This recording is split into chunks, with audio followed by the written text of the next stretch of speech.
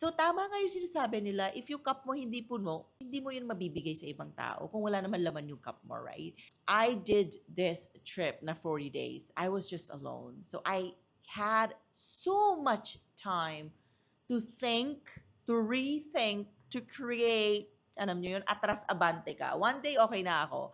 Next day, iyak na naman ako. Next day, malungkot na naman ako. Next day, masaya na naman ako. Kasi I really wanted to go through everything na wala ako sa environment ko.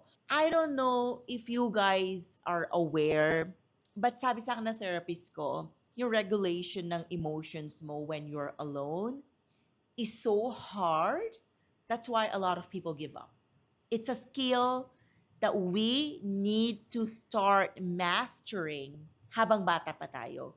Ma-regulate natin yung emotions natin on our own na hindi natin kakailanganin yung ibang tao na tulungan tayo all the time.